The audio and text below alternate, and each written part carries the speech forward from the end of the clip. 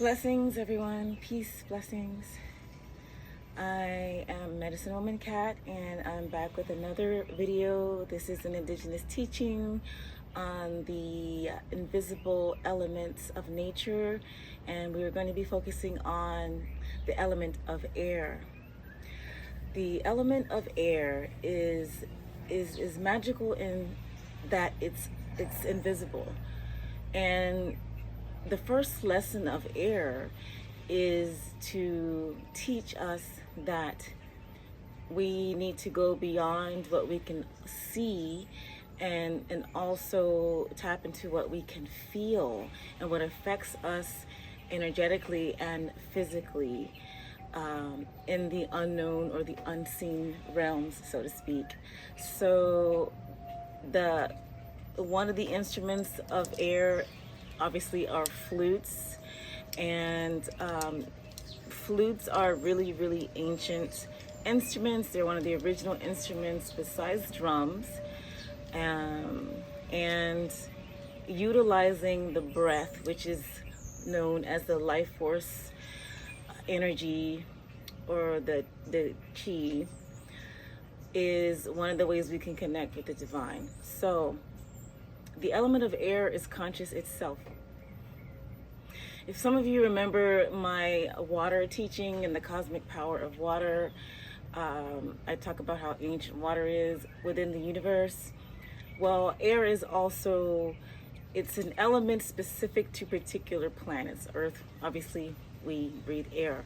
So, but air is its own consciousness as well. It carries the energy of it carries the energy of healing, of the universal intelligence. This is why breath work is very potent, because when we do breath work, we connect with that energetic frequency of the divine in the physical form, in the form of air, and we bring it into our system. And air can actually cleanse us. Just the act of taking deep breaths is cleansing, because it actually removes energetic debris and or toxins from our physical body, from our auric field. And that's magical in itself, isn't it? So it's really deeply healing to do breath work. When I feel low or I feel drained, just taking a moment to do deep breath work, even just for a little bit, it really does help. Matter of fact, let's do a little bit of breath work right now. We're just going to center ourselves and take a few deep breaths just to connect with that energy of peace and calm. In through the nose, out through the mouth.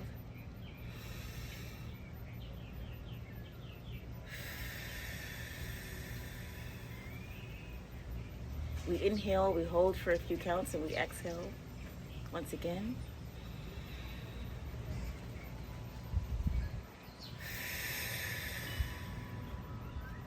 Notice that you feel lighter already in your respiratory system and just all around when you regularly take deep inhalations and exhalations. This is also why we do deep breaths when we are doing exercise or yoga or physical activities, because it helps to circulate the energy in a regulated way. So air also teaches us the art of going with the flow, and I talk about flow a lot. Flow is being in union with the universe. So when we're going with the flow of life and we're going against the grain, it's two different feelings, two very distinct feelings. When you're going with the flow, it feels right, it feels good inside your heart and your soul. When you're going against the grain of something, it usually isn't something for your highest good. And that physical sensation is also your intuition or higher self. So air teaches that we go with the flow, that we connect more with the universe, Once again, we're connecting with the unseen forces. So when we don't believe in things that we can't see, we're really limiting our experience as humans.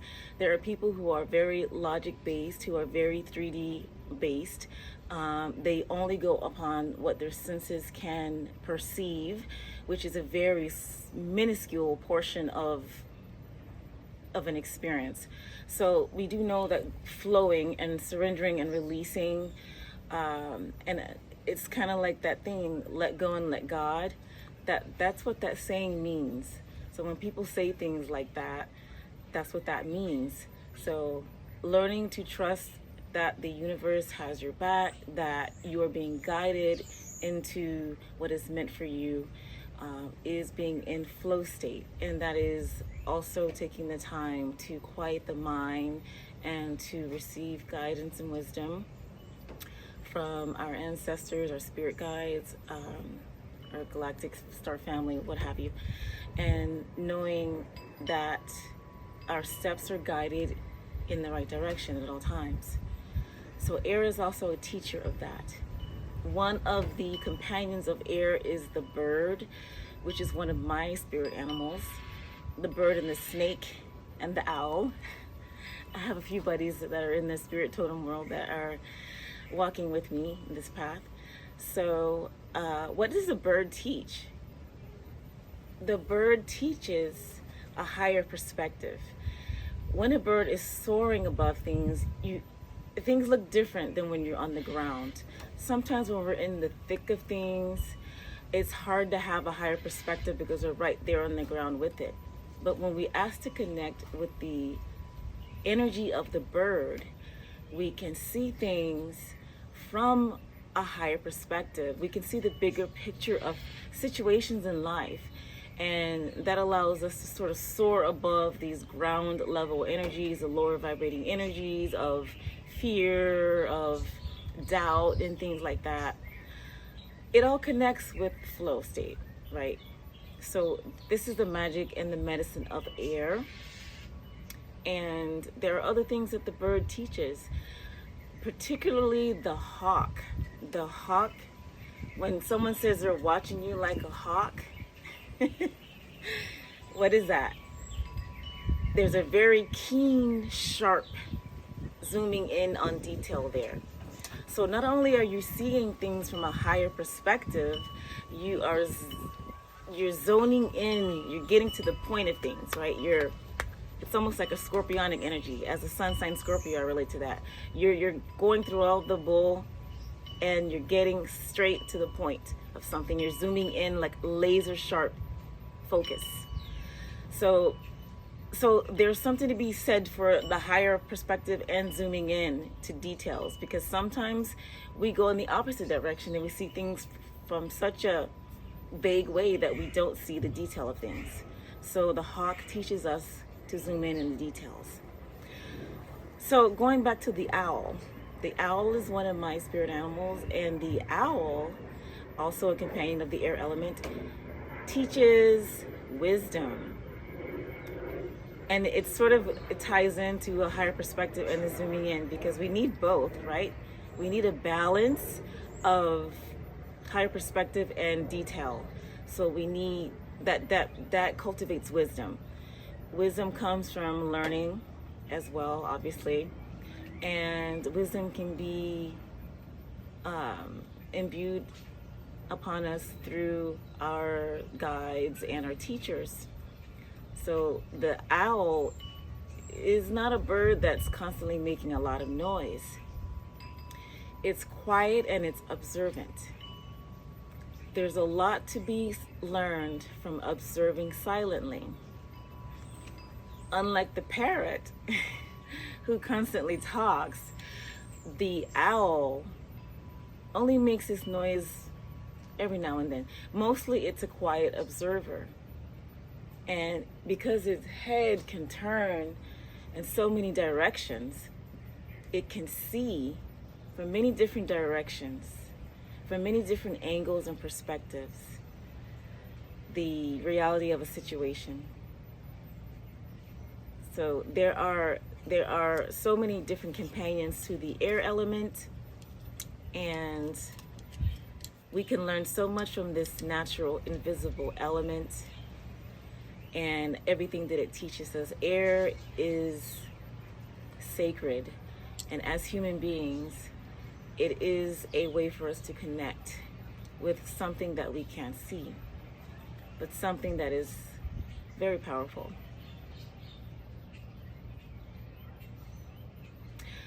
Another air element meditation that I enjoy doing is sky gazing or cloud gazing. What the sky teaches is expansiveness. If you ever just lay in a field of grass or just maybe even a beach towel or a lounger and you're staring up into the sky, what you see is endlessness. There are no sharp ends. So this is the way we can approach seeing ourselves in an expansive and endless way. The only limitations that we put upon ourselves are those that we put upon ourselves. When we're doing sky meditation, we're invited to simply be and just to watch the clouds shift and come and go. And it ties into the Buddhist teachings of impermanence, right? Everything is impermanent. Nothing stays the same. Just like the sky when the clouds pass, everything in life is impermanent. So this gives us the wisdom to know that the situations that you're in is temporary, and the impermanence of life is inevitable. When we learn to let go of so much clinging on to things, to concepts, to people, even to how we view ourselves, then we allow ourselves to experience life in a more expansive way, in a beautiful way. I even have a video. I'm not sure when I posted this video, if it's still up. I'll look for it. And it even talks about the fact that we shouldn't get too attached even to our own identity, because we are not an identity. We take on temporary identities as we live our lives in these temporary physical bodies. And even within one lifetime, we're not the same. At least we shouldn't be. If we're the same from birth to death, we haven't grown at all. So I am an ever expansive being.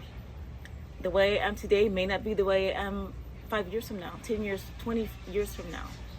And I'm certainly not the same as I was 5 years or 10 years back. So that ever evolving is the state of all things, including the universe.